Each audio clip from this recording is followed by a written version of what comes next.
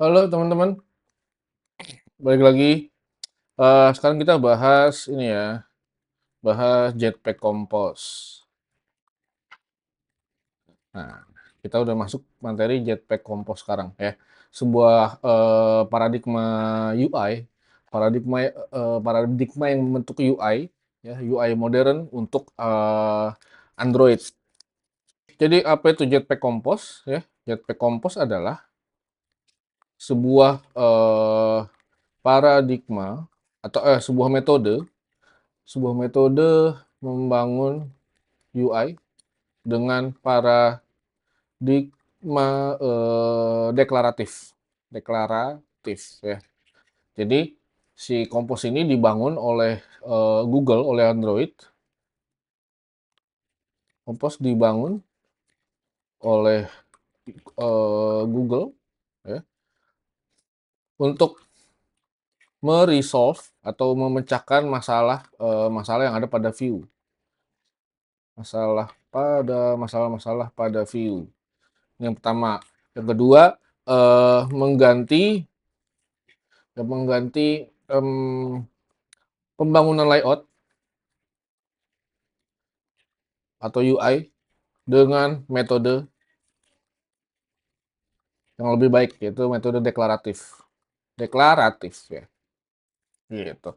Jadi dari dua atau dari tiga variabel ini aja, atau dari tiga poin ini aja kita udah dapat beberapa variabel ya. Yang pertama itu ada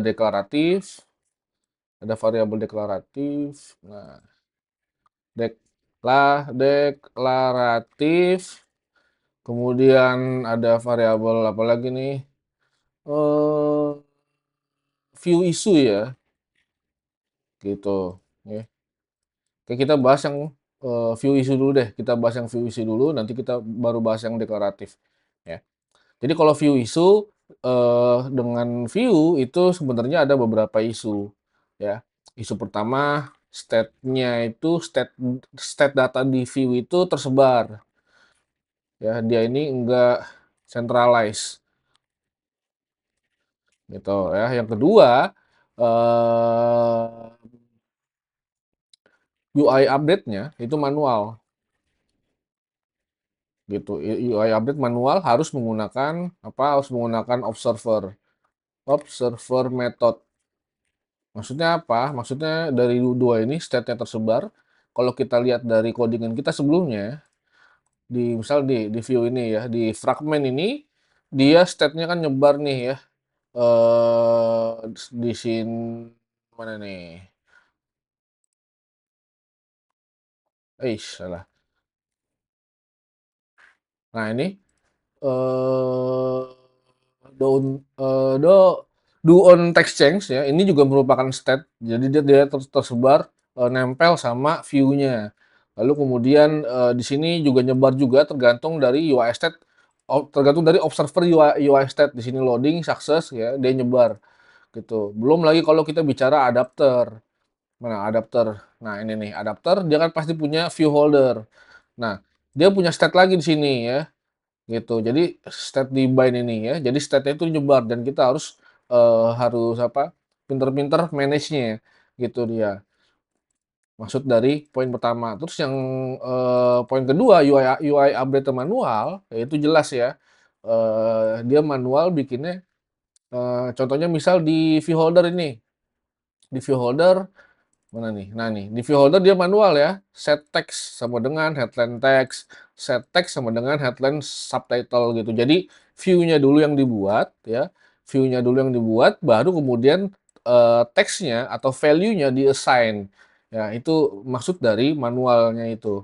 Ya, kecuali kalau misal kita buat kita buat di dalam sebuah observer. Nah, dia udah semi-semi otomatis tuh, ya kan? Misalnya di sini kita buat view ketika loading itu di-assign seperti apa value-nya, terus value ketika error itu value-nya di-assign seperti apa agar value-nya bisa sesuai gitu ya. Begitu juga yang success. Gitu. Belum lagi ketika di adapter ini dia ada clear dulu baru di notify dataset change. Dia ngasih tahu kalau datanya itu berubah gitu. Jadi ini benar-benar manual ya. Yang ketiga itu ada performa. Ya, ini ada performa isu. Nah, di performa isu ini sebenarnya gini, kalau di view itu jadi gue mau ngurutin bagian mana yang jadi isu sebenarnya ya. Di view ini kan view ya. Di view itu ada hierarki lagi. Di atas view itu ada sini deh. Ada life cycle ya. Ada life cycle view. Nah, ya. Nah, si view sendiri dia kan akan menjadi objek ya. Si view beserta lifecycle view, dia akan menjadi sebuah objek atau menjadi sebuah instance yang ada di memori gitu ya. Jadi kalau view-nya gemuk, ya instance juga juga bakal gemuk gitu. Dan dia ini apa mempunyai saling keterkaitan dengan view yang lain gitu ya. Misalnya di sini ada view lain ya, di sini juga ada life cycle yang lain gitu. Nah, si view ini dia harus menghitung measurement-nya. Measurement terhadap view yang lain, terutama view parent ya. Ini view parent misalnya. Dia harus ngitung measurement-nya. Jadi sebenarnya view parent ini tidak ngatur view, tapi view yang ngatur dirinya sendiri ke view parent. Dia ngitung measurement. Di sini ada misalnya proses measurement ya. Proses ngitung ukuran dirinya terhadap parent gitu ya. Contohnya misalnya di sini nih di fragmen ini kita cek di ini deh, kita ke fragmen disk binding. Nah, nah ini si edit text ini ya, misalkan si edit text dia harus harus ngitung, dia harus ngitung si parameter atau parent view width-nya ini berapa gitu ya, maka dia bisa bisa ngambil match parent gitu. Ini juga dia harus constraint-nya kemana gitu ya. Jadi dia dia yang ngatur dirinya sendiri gitu. Dia ngatur dirinya sendiri terhadap si parent. Nah, itu dia istilahnya measurement ya. Kemudian belum lagi kalau misal kita bicara binding ya. Binding, binding system. Nah, binding system itu lebih lebih apa, lebih effort lagi sebenarnya kalau di view ya. Karena apa? Karena binding system ini dia harus punya sebuah sebuah pengikat ya, harus punya sebuah pengikat yang mana eee sebuah view itu bisa digunain ya. Misalnya view ini dia kan pasti pasti punya punya variabel yang namanya atau punya function yang namanya misalnya kalau text view ya, text view misalnya set text misalnya ya, set text terus kemudian update. Pokoknya sini update value ya, update value, value dari view ya. Nah, kemudian si binding system ini ya, dia bekerja ketika dia bekerja untuk view bisa diupdate value-nya gitu. Kenapa? Karena kita harus tahu dulu eee, si view itu posisinya di mana, ya. Contohnya gini, kalau XML misalnya ya, kita menggunakan XML ini menggunakan XML ini. Nah, kalau XML itu kan bahasanya kan marking language ya. Jadi dia nandain, misalkan di sini ada XML. Dia ngasih ngasih tanda atau ngasih petunjuk ke compiler ya, XML, dia ngasih petunjuk ke compiler, misalkan di sini ada compiler, eee, compiler. Kemudian dari compiler ini, dia bakal ngebuat instance-nya, gitu ya. Jadi si XML ini dia ngasih ngasih tahu ke compiler bahwa, ini gua punya ini loh, gue punya view ini, atau tipe view gua adalah, text view misalkan. Lalu si compiler ngasih tahu ke instance, ada text view yang mau masuk, kayak gitu. Nah, berarti di sini ada berapa proses, ya, ada 3 proses, ada 2 proses ya. Pertama dia eee, transpile ya, ditranspile ke binary ya oleh si sorry, ini bukan di transpile ini. Ini dia cuman marking aja, marking ke compiler, lalu kemudian compiler dia yang mentranspile transpile ke instance ya, transpile ke memori, buat jadi sebuah instance view misalnya di sini. Salah. Nih, dia jadi instance view gitu ya. Jadi resultnya adalah instance view. Nah, ketika memori udah punya instance view-nya ya, maka sini cara kerja binding system gitu. Jadi si instance view dia harus ngasih tahu lagi ke compiler ya bahwa dia siap digunakan dengan ID X misalnya. ID X misalnya, terus kemudian type-nya dia view-nya apa, misalnya view-nya X view gitu. Nah, dia siap digunain gitu. Jadi, nah si compiler ini dia nyimpen dulu nih, nyimpen si yang ini ya, lalu kemudian di satu sisi itu ada yang namanya apa namanya si view fragment atau activity ya, fragment atau activity ya. Dia harus menginflate si XML. Jadi si XML harus diinflate oleh fragment atau activity ya. Dia harus diinflate.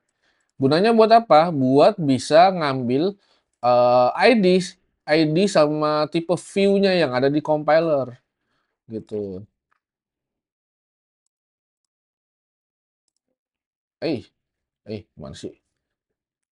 Eh, nah, ya. Ini proses binding nih mari. Gitu ya. Jadi nanti ketika ini terjadi ketika runtime di sini ya. Ini ketika runtime, makanya yang masuk step awal itu adalah si compiler, gitu. Jadi ada berapa step ini, ribet banget kan ya.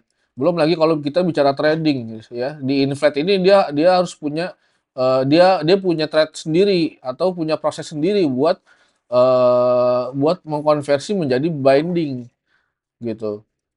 Kalau sebelumnya kita udah pakai, mana, kita udah kita udah pakai view binding ya, ini fragment list binding. Fragment list binding eh, ini kalau kita pencet isinya, kalau kita klik ya, itu isinya XML, tapi kalau kita mau lihat kelas aslinya dari fragment list binding itu kita cari di sini di build, generated, mana nih? Data bind. Nah, ini dia ya. Nah, ini generated bindingnya gitu. Jadi nah, yang bekerja sebenarnya nanti ya si ini dia nih. Jadi dia tuh bekerja secara tradisional ya untuk dapetin view yang ada di memori gitu ya. Nih contohnya, nih ada root view. Nah, dia kan constraint layout ya. Dia udah otomatis kebentuk nih karena XML kita adalah constraint layout gitu ya. Ini Gertrude ya, Gertrude dia udah baru dapat view-nya tuh ya. Ini ada proses invite juga di sini gitu. Oke, jadi ini activity main binding. Nah, kalau coba sekarang kita cek fragment list binding, nah ini lebih kompleks lagi. Karena ada view-view yang secara tradisional ya, binding system itu bekerja. Kayak gini, dia eh apa namanya nih, dia naruh dulu sebagai variabel circle view-nya, progress bar-nya, jadi text view gitu ya.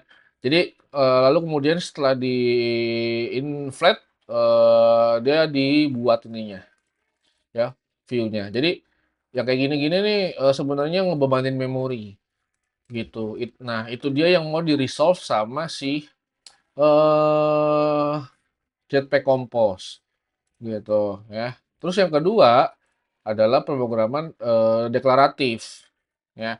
Nah, deklaratif ini adalah sebuah paradigma ya, deklaratif ini.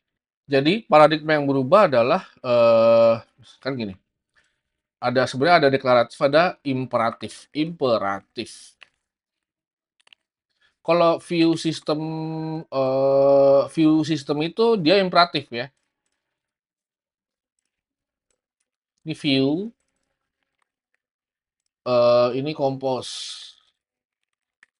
ya. Nah, imperatifnya gimana kalau view? Kalau view itu kata kuncinya adalah gimana ya. Kata kuncinya adalah eh lu kasih tahu ke Android ya, kasih tahu ke Android atau kasih tahu ke aplikasi gimana nampilinnya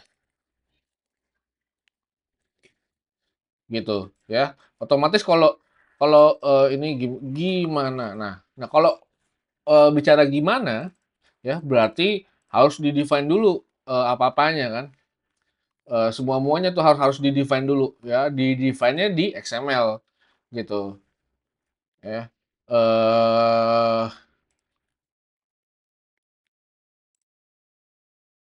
step-stepnya juga misalnya dia pertama buat text view misalkan, buat text view lalu kemudian set text ke text view ya. Kemudian data data nongol ya, dia ganti lagi, misal ganti set text-nya, ganti teksnya gitu. Nah, ya beda sama di Compose ya. Kalau di Compose itu dia kasih tahu ke aplikasi apa ya. Ini kurang sono. Nah, apa yang ditampilin? Ditampilin, oke. Gitu ya, apa yang ditampilin. Jadi kalau kata kuncinya apa, berarti di sini dia harus punya state ya, state driven. Nah, dia harus punya state driven, ya udah bener dong tadi ya. State driven, state driven. Kemudian